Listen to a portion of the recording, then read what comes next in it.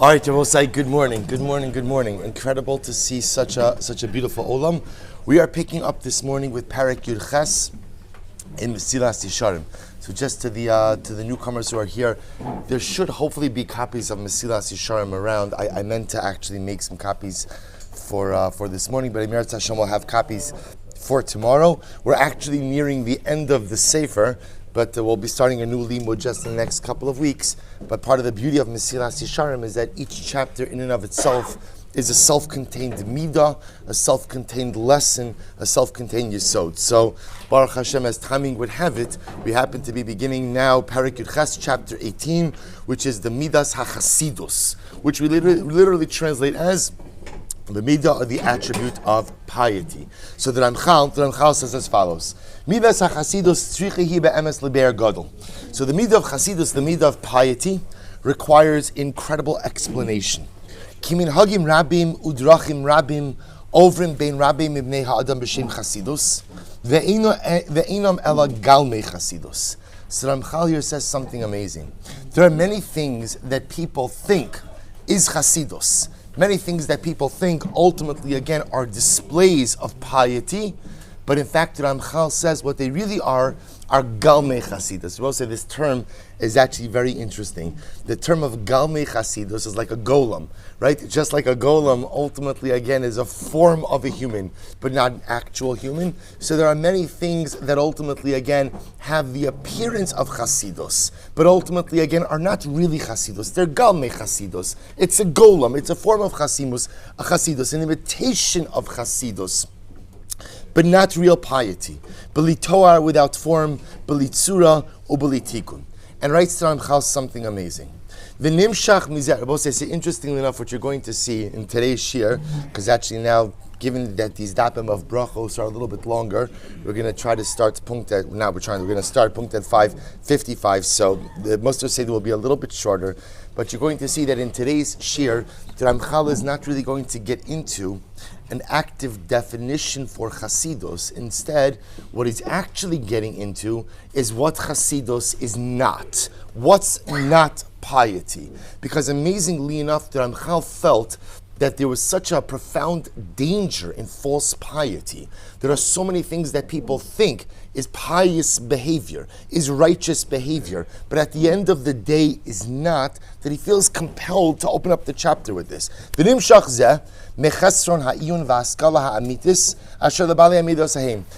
lot of times, false piety doesn't necessarily stem from a bad person or a bad place. It stems ultimately, again, from a lack of understanding. Because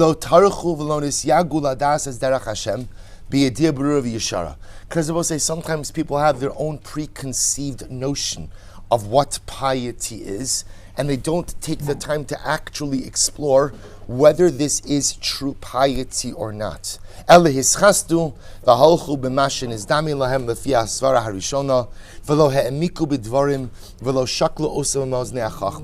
rather again, sometimes something appears like it's a pious behavior, it appears like it's something good, but a person never actually took the time to investigate, to understand, to learn, to really understand, is this piety or not?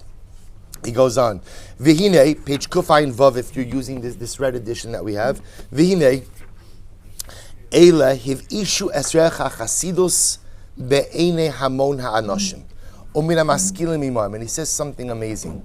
These people, unfortunately, again, who have engaged in false piety, tend to go ahead and depreciate is really the wrong word, and really diminish the importance of piety ultimately in the eyes of so many. He goes on, Basher kvar yichashvu sha'chasidus talui b'divrei hevel o dvarim neged ha'seichel v'adei ha'nechona. Both say, I'll tell you why this is very contemporarily important. Because a lot of times we think that ultimately, again, the greatest demonstration of piety is our chumrus, right? Our stringencies. Some chumras are good. We spoke about that actually in previous chapters. And other times chumras may create unnecessary levels of complexity and difficulty. The problem is that many people who quote unquote engage in the practices of Chassidus really pile more on themselves and others than may be necessary, to the point that others, when looking at Chassidus, might say that the definition of piety is extremism. And you often hear those words used interchangeably, that someone who is very pious often could be an extremist. So the Ramchal says, this is a terrible disservice to Am Yisrael, because as we're going to see, there's a beautiful thing called Chassidus. And you know, of course, what Ramchal is referring to over here are, of course, not the followers of the Baal Shem Tov HaKadosh, not that type of Chassidus. That's a wonderful Chassidus also. He's referring over here to the concept of Chassidus, to the concept of piety. But again, before we go ahead and we get into what it is, we first have to recognize that unfortunately, the entire concept has been so profoundly tarnished by those who quote-unquote engage in acts of piety, but are really just engaging in misunderstandings of what Yiddishkeit is. So there are some people who think that what is piety? People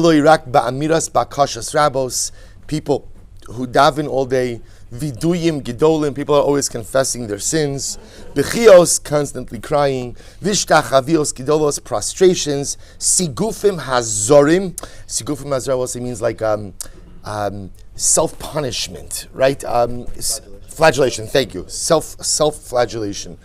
If anyone knows what that means, right? Good, good. Self-flagellation, right? Meaning punishing oneself, right? Depriving oneself physically. Shiyamis bohem ha'adam es atzmo. He gives examples. You always say, and you hear this, and you know when you hear this, the truth is you smile a little bit, because a lot of times when stories of tzaddikim are shared, often the stories that are shared are extreme stories. And of course, our reaction when we hear those stories is, what's our reaction? What's the reaction? Wow, incredible. But you're really thinking in your mind, what? What's the matter with that guy? Right? Why are you doing that? Why would you even be, what God is telling you, he gives examples. He says, Kitvilas hakerach v'hasheleg, like people who go ahead and immerse themselves in the ice or in the snow. Ukiyotze, we'll say how many tzaddikim stories, right? Are people immersing in the ice and people immersing in the snow? So, now again, we'll say there might be a time, there might be a place for that.